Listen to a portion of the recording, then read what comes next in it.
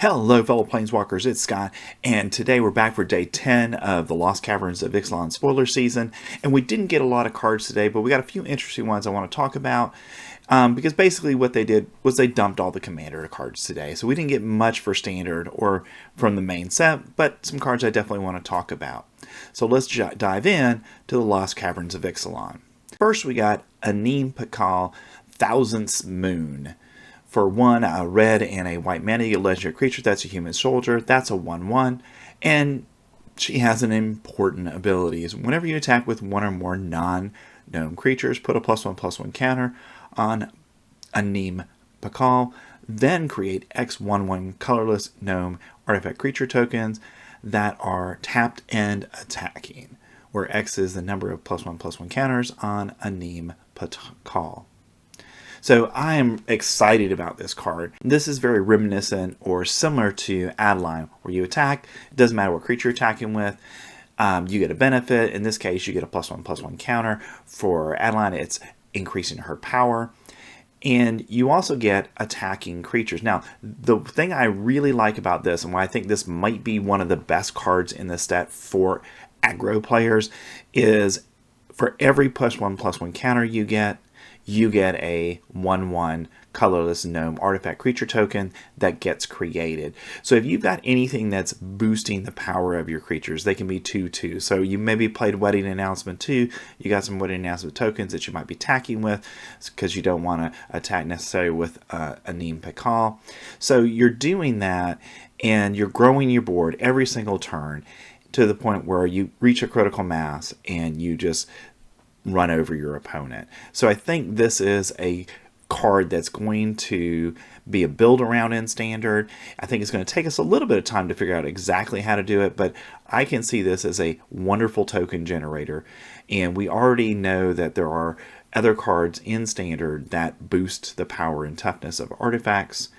We can go back to the Brothers War set. One of the Urzas did that. So I think there's a definite place for this in Standard, and I think there may be ways to make this an incredibly powerful ability that your opponents are going to have a difficult time dealing with. Next, we got our other rare of the day, Abuelo's Awakening. For X and 3 and a white mana, you get a sorcery, and you get to return target artifact or non-aura enchantment card from your graveyard to the battlefield with X additional +1/+1 counters on it. It's a 1/1 spirit with flying in addition to its other types. So you get to, so this is a very interesting spell in my mind because it's basically take a card that has been gone to the graveyard, that's an artifact, that's an enchantment, and you get to bring that back. So you get the benefit of that card again, and you get to put +1/+1 counters on it and make it also a spirit that's at a minimum a 1/1 if you're playing just the 4 mana. If you're playing more, it can be a 2/2, 3/3, whatever it is. So if you're bringing back, say, an artifact creature that already has it, then you're bringing that back, getting all the benefits of that artifact creature. And there is no mana value requirement here, so you could go in and pull out any artifact creature that you have, and it might be something that you prototyped, it died, and now you're going to pull it back out, and it's going to be the 6/6 or 7/7 that the full version of that particular artifact creature from the Brothers War was. So I think this has application in Standard. Again, it's just going to be figuring out the right deck for it, but if we do have a dedicated artifact deck, or this could even possibly go into our enchantment deck, I think there is certainly some playability for this card. And I think the big question is going to be how many copies and where does it work best in Standard. Next, we've got Malicious Eclipse. For 1 and 2 black mana, you get a sorcery. All creatures get -2/-2 until end of turn. If a creature an opponent controls would die this way, exile it instead. So this is our, typical 3 mana black sorcery that does 2 damage to everything. We've got already one of these in standard, so this is just another one. It doesn't really see much play, but if we do get a lot of really low to the ground stuff and black wants to go ahead and kill a lot of things quickly, this is an option for them. Next, we've got a couple of, again, lower rarity spells for the day. First, we got Bitter Triumph for 1 and a black mana. You get an instant. As an additional cost to cast this spell, discard a card or pay 3 life, and you can destroy target creature or planeswalker. I don't think this is standard playable, but I think this is our best black removal card in limited. Next, we've got Fanatical Offering for 1 and a black mana. You get an instant.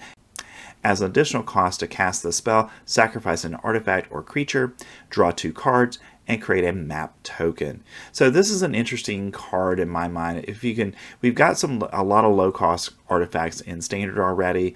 So you make a blood token, you sacrifice a blood token to this, you get to draw 2 cards, you create a map token. So I think there's some standard playability for this in a black deck that's looking for ways to draw cards. And we know that black decks like to do that because we've seen similar effects to this have standard playability over the last few years. So I would expect this one to have some standard playability as well. So thanks for sticking with us so far through the video. It would be really helpful if you would hit that like button to get our content out to more people. And if you really like it, we'd appreciate you subscribing to get further content like this. Next, we've got our last 2 cards of the day. We've got Huatli's Final Strike and Canonized in Blood. So Huatli's Final Strike is for 2 and a green mana. You get an instant. Target creature you control gets +1/+0 until end of turn, and it deals damage equal to its power to target creature an opponent controls. So again, this is a limited card for removal in green. We already have similar things to this in standard that are 2 mana, so I think that's where we would go for this kind of ability. Alright, our last card of the day is Canonized in Blood. For 1 and a black mana, you get an enchantment, and at the beginning of your end step, if you descended this turn, put a +1/+1 counter on target creature you control.